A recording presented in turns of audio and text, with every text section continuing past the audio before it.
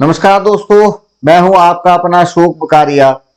Learn smart with Ashok Bakaria app एवं YouTube channel पर मैं 10वीं कक्षा के विज्ञान के प्रथम अध्याय रासायनिक अभिक्रियाएं एवं समीकरण पर आपके साथ चर्चा कर रहा हूं। अभी तक चार भाग हो चुके हैं। आज 5वें भाग की हम चर्चा करेंगे।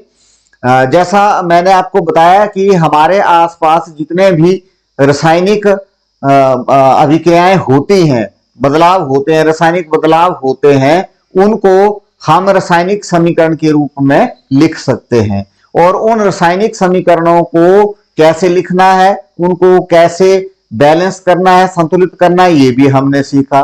उसके बाद ये रासायनिक जो बदलाव हैं, रासायनिक जो अभिक्रियाएं हैं, इनके कितने प्रकार हैं, उनके ऊपर हम चर्चा कर रहे हैं। पहला बदलाव हमने संयोजन अभिक्रिया के बारे में पढ़ा। दूसरा जो है वो वियोजन अभिक्रिया। आज हम अगली जो रासायनिक अभिक्रिया है उसके विषय में चर्चा करेंगे, और वो है विस्थापन अभिक्रिया। यानी विस्थापन अभिक्रिया का अर्थ है, शब्दों का अर्थ में जैसे आपको कहता हूं कि शब्दों का अर्थ समझना है। शब्दों का अर्थ आप समझ लेंगे तो आधी चीज आप स्वयं भी समझ जाएंगे। तो यहां विस्थापन अभिक्रिया, डिस्प्लेसमेंट रिएक्शन, यानी किसी को उठा करके, किसी को वहां से हटा करके उसका स्थान लेना विस्थापन अभिक्रिया कहलाता है, जिसके ऊपर हम चर्चा करेंगे। जैसा मैंने आपको पहले भी बताया है कि अनुरोध रहता है कि मेरा जो YouTube चैनल है लर्न स्मार्ट विद अशोक बकारिया, उसको सब्सक्राइब करें, औरों को भी सब्सक्राइब करने के लिए कहें। अगर मेरी वीडियो पसंद आती है, अपने बच्चों के लिए आप इस वीडियो को लाभदायक पाते हैं, तो उसको लाइक भी करें, उसको आप जो है शेयर भी करें और कमेंट भी करें। साथ में एक ऐप भी मैंने इसी नाम से, लर्न स्मार्ट विद अशोक बकारिया के नाम से बनाई है।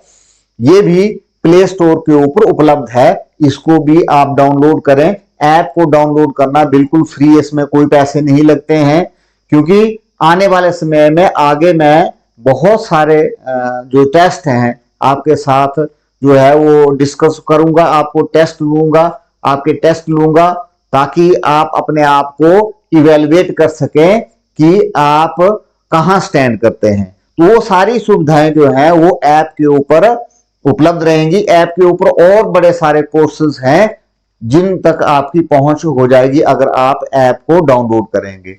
तो इसलिए ऐप को डाउनलोड करें, लर्न स्मार्ट विद अशोक बकारिया, और इसी नाम से लर्न स्मार्ट विद अशोक बकारिया ये यूट्यूब चैनल है, इसको भी सब्सक्राइब करें। सब्सक्राइब करने का कोई भी पैसा नहीं लगता है, यही आपसे जो है अनुरोध रहेगा।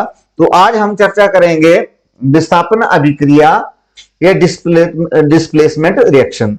क्रियाकलाप 1.9। विज्ञान में जितने भी जो प्रयोग है वो क्रियाकलाप करके सीखा जाता है। एक्टिविटी 1.9, लोहे की 3 कील लीजिए और उन्हें रेगमाल से रगड़कर साफ कीजिए। Take 3 iron nails and clean them by rubbing with sandpaper. यानी जब भी हम कोई प्रयोग करते हैं तो कोई अगर ऐसे धातु या ऐसा कोई पदार्थ लेते हैं तो उसको हम साफ करते हैं। तो यहां ये धातु है, लोहे की कीलें हैं, तो उसको हम रेगमाल से साफ करेंगे ताकि इसके ऊपर जो भी कचरा है, डर्ट है, वो साफ हो जाए। अगर कोई जंग है तो साफ हो जाए। इनको जो है वो ए तथा बी से चिन्हित करें। ए तथा बी से चिन्हित की हुई 2 प्रखनलियां लीजिए। प्रत्येक प्रखनली में 10 ml कॉपर सल्फेट का विलयन लीजिए, मिलाथोफा copper sulphate. Take 2 test tubes marked as A and B. In each test tube take about 10 ml copper sulphate solution.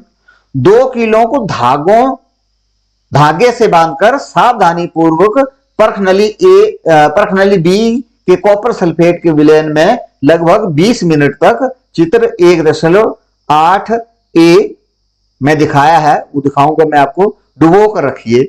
Tie 2 iron nails with a thread and immerse them carefully in the copper sulfate solution in test tube B for about 20 minutes, figure 1.8a।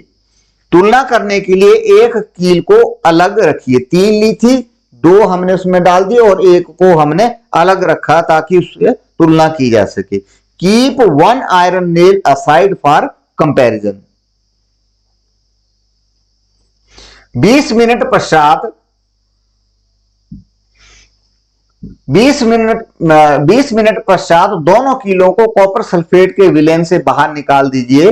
After 20 minutes take out the iron nails from the copper sulphate solution. प्रश्नावली A तथा B में copper sulphate के villain के नीले रंग की तीव्रता की तुलना कीजिए। चित्र 1.8 B. Compare the intensity of blue colour of copper sulphate solution in test tube A and B, figure 1.8 B. Copper sulphate के विलेन में डूबी कीलों के रंग की तुलना बाहर रखी कील से भी कीजिए। Also compare the colour of iron nail dipped in the copper sulphate solution with one kept aside, figure 1.8 B. ये देखिए, ये पहला क्या है, तीन लोहे की कीलें ली हैं, 2 को धागे से बांध करके टेस्ट ट्यूब के अंदर कॉपर सल्फेट का जो सॉल्यूशन है उसके ऊपर डिप की, एक ऐसे ही रहने दिए। फिर थोड़ी देर बाद आप देखें कि पहले जो है ये कॉपर सल्फेट का सॉल्यूशन जो विलेन है इसका रंग ऐसा था, ठीक है, और लोहे की कील जो है पहले इस तरीके की थी दोनों। और 20 मिनट के बाद आप देखेंगे कि लोहे की ये जो कॉपर सल्फेट का विलेन है इसका रंग जो है ये हल्का हो जाता है, नीले से हल्का हो जाता है, और ये जो कीलें हैं दोनों ये कैसी हो जाएंगी, भूरे रंग की, ब्राउन की।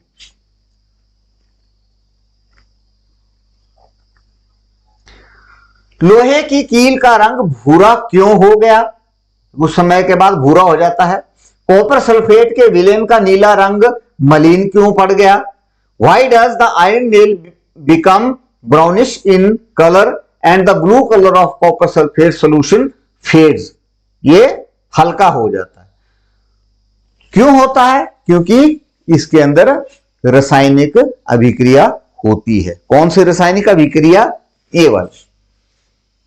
ये जो Fe है ये लोहा है, क्या है, कील है। कॉपर सल्फेट एक्वस यानी कॉपर सल्फेट का सॉल्यूशन जो हमने प्रश्नावली में डाला था, ये देखिए कॉपर सल्फेट का सॉल्यूशन है, और ये लोहे की कील जो है ये लोहा है तो उसको Fe से लिखते हैं। तो इनमें अभिक्रिया होती है कैसे, ये आयरन जो है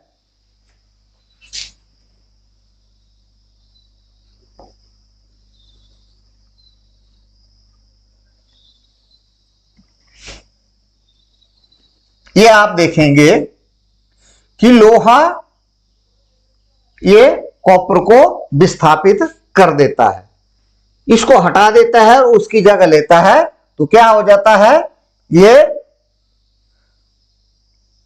लोहे का सल्फेट बन जाता है, आयरन सल्फेट बन जाता है जैसे, और कॉपर जो है अलग हो जाएगा। जैसे मैं ये आपको लिखता हूं, Fe लोहे की कील थी, किस में डाली थी, कॉपर सल्फेट के सॉल्यूशन में, इसलिए इसको एक्वस लिखा है।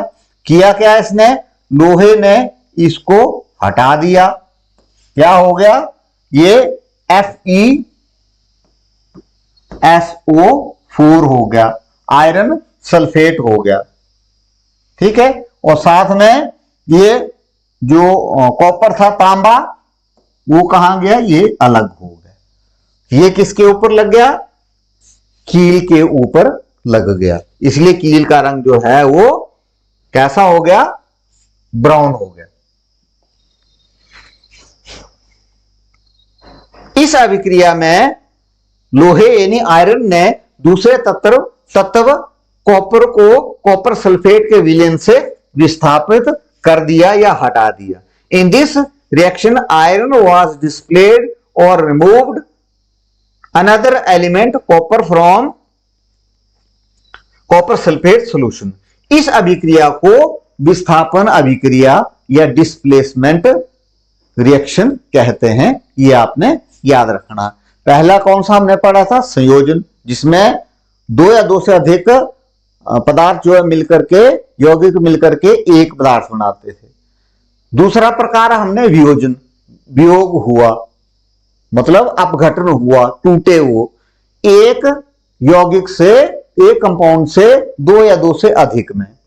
तीसरा हम क्या पढ़ रहे हैं अभी? विस्थापन, यानी एक तत्व जो है यौगिक में से दूसरे तत्व को हटा देता है। यहां क्या किया? लोहे ने कॉपर सल्फेट में से कॉपर को हटा करके अपना सल्फेट बना दिया, आयरन का सल्फेट, और कॉपर अलग हो गया। वो कॉपर कहां गया? कील के ऊपर लग गया, इसलिए कील का रंग भूरा हो गया, ब्राउन हो गया।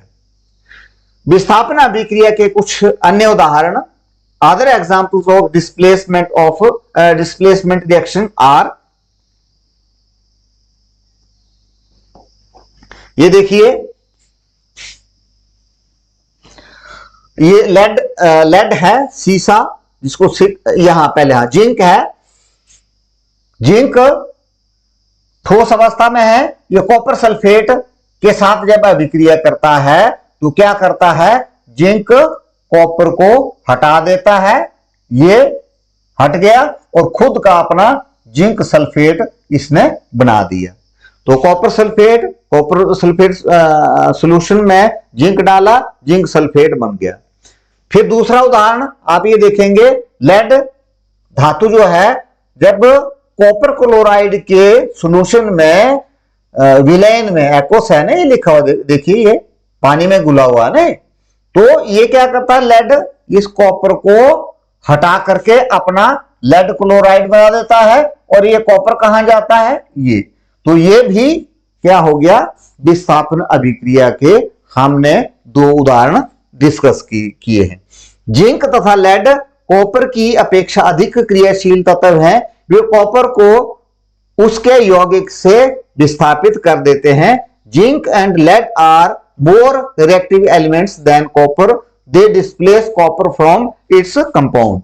अब सबसे बड़ी बात है कि ये होता क्यों है, कब, कैसे, क्यों, इसको जानना ही विज्ञान है। जैसे पहले उदाहरण में हमने देखा कि कॉपर सल्फेट के सॉल्यूशन में जब हमने लोहे की कील डाली थी तो लोहे ने कॉपर को विस्थापित करके अपना सल्फेट यानी आयरन सल्फेट बना दिया था, और कॉपर अलग हो गया।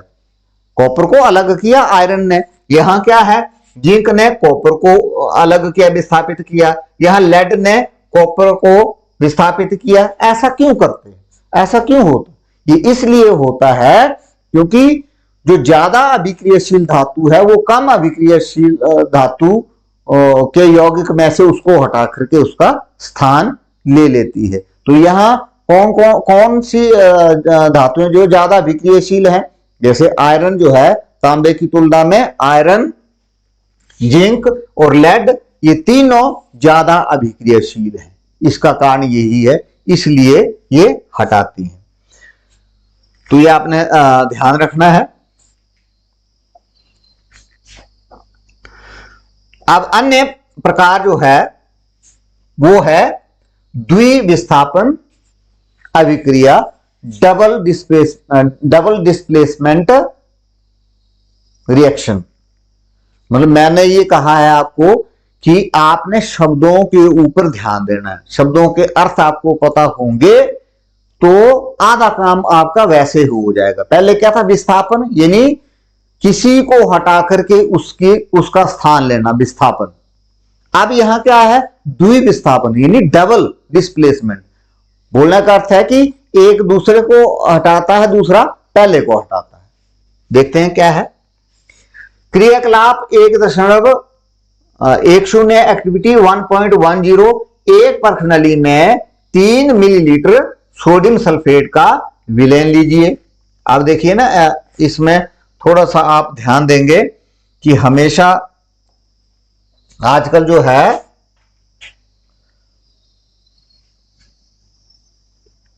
इसको आप ध्यान दें। 3 ml, 3 पहले ml ऐसे लिखते थे जब हम पढ़ते थे, लेकिन अब क्या है, m छोटा है और l कैपिटल है, ये ध्यान रखना। लीटर को अब कैपिटल से लिखते हैं, हमारे समय में जब हम पढ़ते थे उस वक्त लीटर को स्मॉल l से ही लिखते थे। तो अब हमेशा आपने ये याद रखना है, ये गलती नहीं करनी है। एक अन्य परखनली में 3 मिलीलीटर बेरियम क्लोराइड लीजिए, ये भी एक विलेन है, बेरियम धातु और क्लोरीन का यौगिक है। In another test tube take about 3 ml of barium chloride solution. दोनों विलेनों को चित्र 1.9 में जैसे दिखाया है मिला दीजिए। Mix the two solutions as shown in figure 1.9। आपने क्या देखा, what do you observe?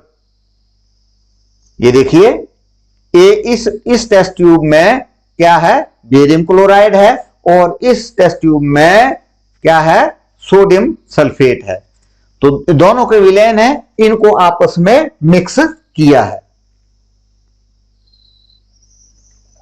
Barium sulphate तथा सोडियम क्लोराइड का निर्माण, formation of barium sulphate and sodium chloride, यहां ये चित्र में देखा है। आप देखेंगे कि श्वेत रंग के एक पदार्थ का निर्माण होता है जो जल में अविलेय है। You will observe that a white substance which is insoluble in water, पानी में घुलनशील नहीं है, इज फॉर्म्ड। इस अविलेय पदार्थ को अवक्षेप कहते हैं, precipitate. This insoluble substance formed is known as precipitate. ये आपको याद रखने हैं। अवक्षेप क्या होता है, जिसको अंग्रेजी में प्रेसिपिटेट कहते हैं। ऐसे तो जैसे सॉल्यूशन है, उसमें जितने भी यौगिक हैं वो घुले हुए हैं। सॉल्यूशन जब आप पढ़ेंगे तो आपको पता चलेगा क्या सॉल्यूशन है, किस तरीके का कोलॉइडल है, किस तरीके के अवक्षेप होते हैं, सारा पढ़ेंगे। तो जब घुले होते तो घुले होते हैं, जब अघुलन हो जाते तो नीचे बैठ जाते हैं, जिसको अवक्षेप या प्रेसिपिटेट कहते हैं। This insoluble substance formed is known as precipitate.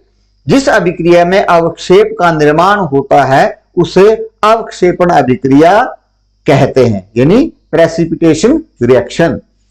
ये अभिक्रिया का नाम भी ऐसा हो गया। अब हमने पहले पढ़ा था ना कि जिस अभिक्रिया में ऊष्मा निकलती है उसको ऊष्माक्षेपी यानी एक्सोथर्मिक अभिक्रिया कहते हैं, और जिस अभिक्रिया में ऊष्मा अवशोषित होती है, वो सारा क्रियाकलाप के बाद सारा पदार्थ जो ठंडा हो जाता है उसको एंडोथर्मिक या ऊष्माशोषी अभिक्रिया कहते हैं। तो यहां भी जिस अभिक्रिया में प्रेसिपिटेशन होती है, अवक्षेपण होता है, उस अभिक्रिया को हम अवक्षेपण अभिक्रिया कहते हैं या प्रेसिपिटेशन रिएक्शन कहते हैं। Any reaction that produces a precipitate can be called a precipitation reaction. तो अब हम देखेंगे कौन कौन से सॉल्यूशन है, सोडियम सल्फेट और बेरियम क्लोराइड। सोडियम सल्फेट और बेरियम क्लोराइड हम देखते हैं। Sodium sulphate Na2SO4, sodium sulphate और बेरियम क्लोराइड। अब इसमें ये 2 क्यों है, यहां नहीं है, ये वैलेंसी होती है, इसको हम बाद में डिस्कस करेंगे डिटेल में। तो क्या हुआ, इसमें सोडियम ने बेरियम का स्थान ले लिया और बेरियम ने सोडियम का स्थान ले लिया। डिस्प्लेसमेंट हुई कौन सी, डबल, दोहरी। तो क्या हो गया, सोडियम का सोडियम क्लोराइड बन गया और बेरियम का बेरियम सल्फेट बन गया।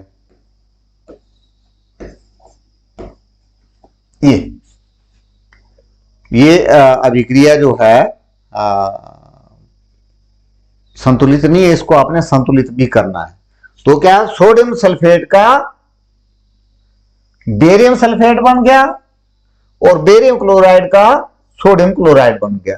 तो ये विस्थापन हो गया, द्विविस्थापन, डबल डिस्प्लेसमेंट।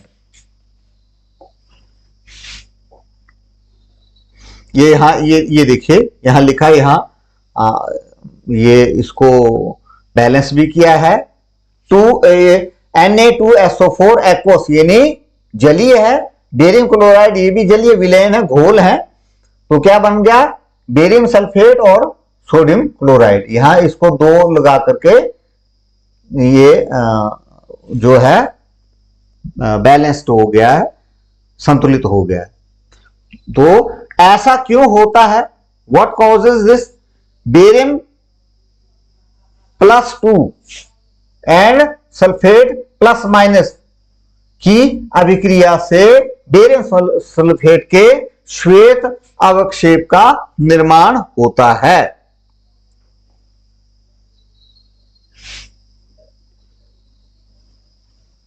ये देखिए, ये जो बेरियम सल्फेट है इसका श्वेत अवक्षेप यानी व्हाइट प्रेसिपिटेट बनता है। The white precipitate of barium sulfate is formed by the reaction of barium ion and sulfate ion। एक अन्य उत्पाद सोडियम क्लोराइड का भी निर्माण होता है जो विलयन में ही रहता है। The another product formed is sodium chloride which remains in the solution। तो बाकी बेरियम सल्फेट क्या होता है, वो नीचे बैठ जाता है अवक्षेप के रूप में, प्रेसिपिटेट के रूप में।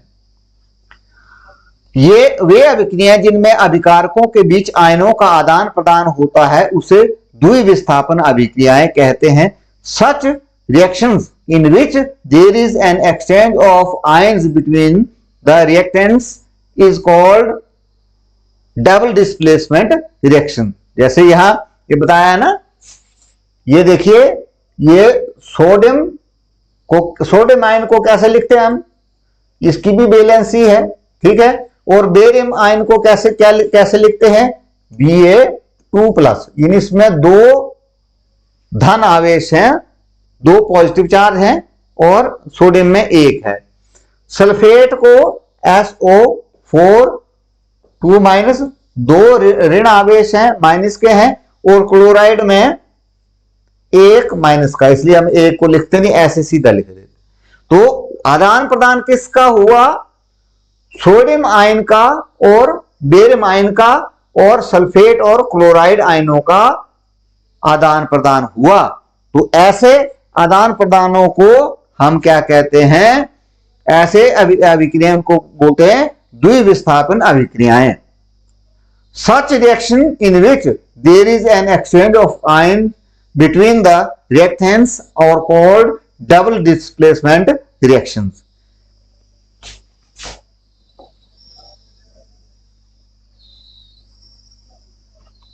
क्रियाकलाप 1.2 पर ध्यान दें, जिसमें आपने लेड नाइट्रेट तथा पोटेशियम आयोडाइड के विलयनों को मिश्रित किया था। रिकॉल एक्टिविटी 1.2 शुरू में जब हमने किया था, where you have mixed the solution of lead nitrate and potassium iodide.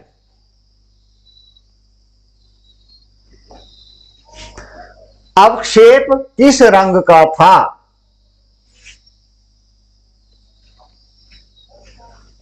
ये पीले रंग का था। क्या आप अवक्षेपित यौगिक का नाम बता सकते हैं? What was the color of the precipitate formed? Can you name the compound precipitated? इस अभिक्रिया के लिए संतुलित रासायनिक समीकरण लिखिए। Write the balanced chemical equation for this reaction। क्या यह भी द्विविस्थापन अभिक्रिया है? Is this also a double displacement reaction? देखते हैं कैसे है। लेड नाइट्रेट PbNO3 ट्वाइस, यहां है ना, ये क्यों है? क्योंकि लेड जो है दो प्रकार की वैलेंसी शो करता है। लेड एक ये वाली और एक ये वाली, या इसको हम ऐसे भी लिख सकते हैं,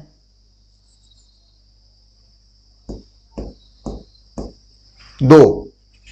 तो ये वाली कौन सी है, इसको यहां दिखाया गया है ना, ये दो वाला, ठीक है, यहां लेड।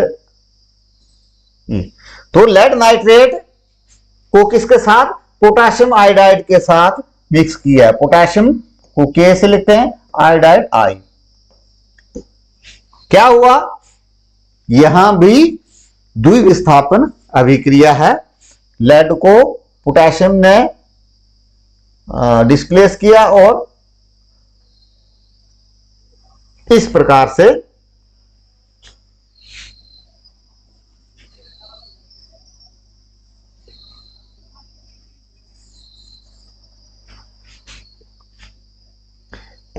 ये इस तरीके से। तो क्या हुआ,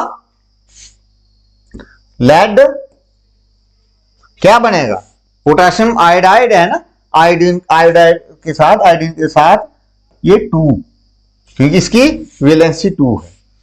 और दूसरा पोटेशियम नाइट्रेट बना KNO3, क्योंकि पोटेशियम की वैलेंसी 1 है, इसलिए हम ब्रैकेट में करके इसको नहीं लिखते। इसकी 2 है तो इसलिए लिखते हैं। 2 का मतलब ये क्या है, इसका अर्थ है कि लेड के साथ 2 NO3 और 1 और NO3 जुड़े हैं, तो इसलिए इसको हम ऐसे लिख देते हैं PbNO3, potassium sorry lead nitrate, क्योंकि 2 हैं, ये नाइट्रेट 2 है, एक नाइट्रेट ये, एक नाइट्रेट ये। तो क्या बना, जब लेड आयोडाइड जो है ये प्रेसिपिटेट होता है, इसको हम ऐसे भी लिख देते हैं कई बार नीचे। गैस के लिए हम ऊपर के लिए करते हैं, निशान उड़ जाती है, जो प्रेसिपिटेट होता है वो नीचे की तरफ बैठ जाता है। तो ये लेड आयोडाइड जो है ये अवक्षेप है या प्रेसिपिटेट है। ठीक है, जो बैठता, और इसका रंग कैसा होता है, पीला। हो गया ना। इस अभिक्रिया के संतुलित रासायनिक समीकरण लिखिए। संतुलित भी करना है, कैसे करते हैं अभी कर देते हैं इसको हम।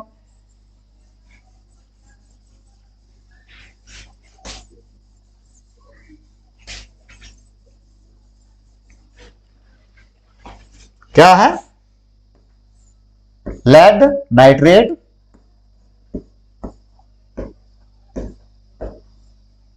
प्लस पोटेशियम आयोडाइड क्या देता है हमें, lead iodide plus potassium nitrate.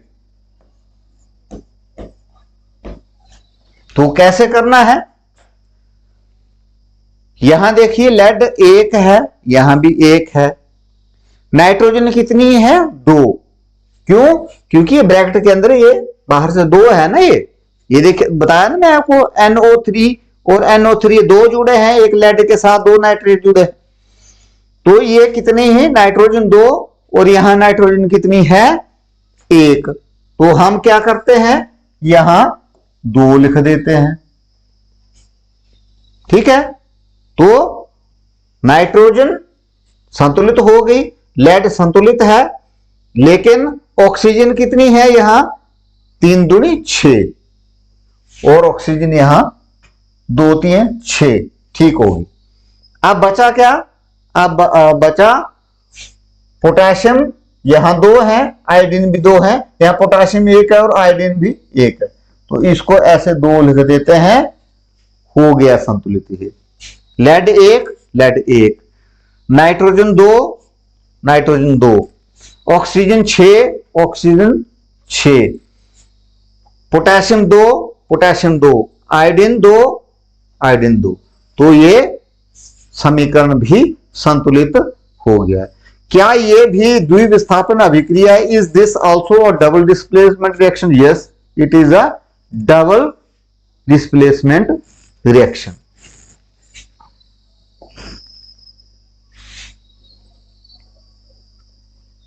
आज के लिए इतना ही है, ध्यान देंगे। अब एक और रिडॉक्स ऑक्सीडेशन एंड रिडक्शन अभिक्रियाएं बची हैं, उसको हम अगले भाग में, नेक्स्ट पार्ट में हम करेंगे। तो आपसे अनुरोध रहता है कि मेरे YouTube चैनल और को आप सब्सक्राइब करें। अगर ये वीडियो जो है आपको पसंद आती है तो उसको शेयर करें, लाइक भी करें, और कुछ पूछना है तो वो आप कमेंट कर सकते हैं। कोई कमी दिखाई देती है आप हमें बताएं, हम इम्प्रूव करेंगे। और साथ में इसी नाम से हमारी ऐप भी है, लर्न स्मार्ट विद अशोक बकारिया, जो प्ले स्टोर के ऊपर उपलब्ध है। उसको भी डाउनलोड करिए, डाउनलोड करना बिल्कुल फ्री है। यूट्यूब चैनल को भी सब्सक्राइब करना बिल्कुल फ्री है। अगर आप चाहते हैं कि बढ़िया तरीके से पढ़ाई हो, आप चाहते हैं कि आपके बच्चे अच्छे तरीके से पढ़ें, आगे टेस्ट की तैयारी सही तरीके से करें, टेस्ट को क्रैक करें, तो आप हमारे साथ जुड़े रहें। हमारा सिर्फ यही अनुरोध है कि आप हमारे YouTube चैनल को सब्सक्राइब करें और हमारी ऐप को डाउनलोड करें। ऐप में बड़े सारे फीचर हैं जो आपको आगे लाभ देंगे। तो इसी के साथ धन्यवाद।